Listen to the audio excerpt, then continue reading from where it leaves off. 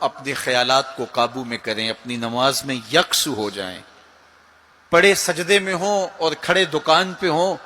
تو پھر سجدہ سرور بخش نہیں ہوگا، پھر قیام لذت آفری نہیں ہوگا۔ تو اپنی نماز کو اس قدر یکسو کر لو کہ جب تم سجدے میں ہو، قیام میں ہو، رکوع میں ہو تو سجدے، قیام اور رکوع کی لذت تمہیں حاصل ہو رہی ہو،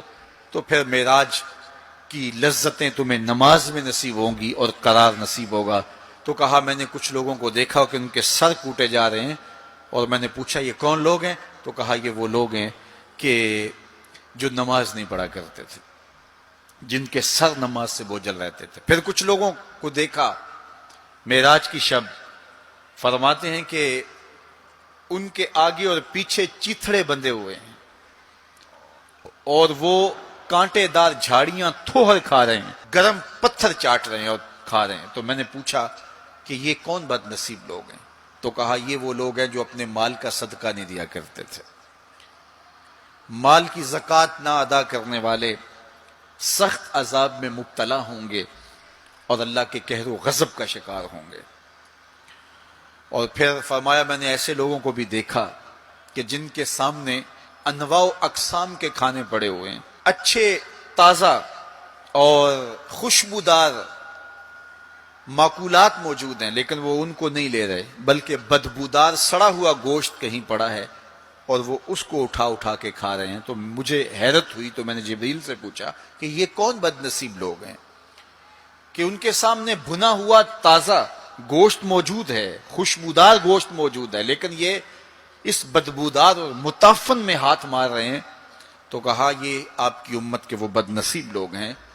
کہ جن کو پاک طاہر اور پاکیزہ بیویاں میسر تھیں،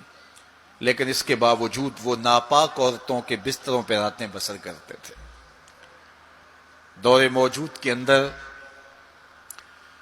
برائی اور بدی تیزی کے ساتھ پھیلتی چلی جا رہی ہے، اور جدید ذرائع ابلاغ نے، جس میں سوشل میڈیا پیش پیش ہے، آنکھوں سے حیا تو چھین ہی لیا ہے، خیالوں کی پاکیزگی تو چھین ہی لی ہے، عصمت کے جوہر پر اتنی تیزی سے یہ آلات حملہ آور ہیں کہ اپنی نئی نسلوں کو بچانا اور ان کی حفاظت کرنا بہت ضروری ہو گیا ہے۔ میری اور آپ کی ذمہ داری ہے کہ ہم اپنی اولادوں پر گہری نظر رکھیں اور ان کی حفاظت کریں، چونکہ اگر عصمت کا جوہر محفوظ نہ رہا تو پھر پلے کچھ بھی نہیں رہا، اگر آبرو سلامت نہیں رہی تو پھر پلے کچھ بھی نہیں رہا۔ قیامت کے دن ان لوگوں کو اس صورت کے اندر لایا جائے گا کہ وہ یہ غلیظ کھانے کھا رہے ہوں گے، اور ذلت اور رسوائی کی وہ زندگی ان کو سہنا پڑے گی اور اللہ کے قہر و غضب کا شکار ہونا پڑے گا۔ اپنی خلوت کو اور اپنی جلوت کو پاکیزہ رکھنے کی کوشش کرو اور اللہ کی رضا اپنا مقصود زندگی بنا لو۔ وہ آنکھ جو غیر محرم کو شہوت کی نظر سے دیکھتی ہے، قیامت کے دن جہنم کی آگ سے بھر دی جائے گی۔ اپنے خیالوں کو بھی پاکیزہ کرو، اپنی سوچوں کو بھی پاکیزہ کرو، اور اپنی زندگی کی ایک ایک ساعت کو اپنے مالک کے حضور پیش کرو اور اللہ سے توفیق مانگو خیر کی اور برکت اور رحمت کی۔ جب انسان کی نگاہ پاک نہیں رہتی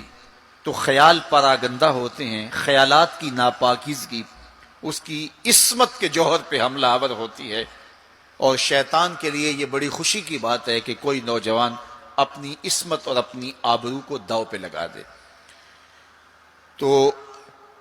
دور موجود کے اندر یہ فتنہ تیزی کے ساتھ بڑھتا چلا جا رہا ہے، اس میں ہماری معاشرت کی ناہمواریاں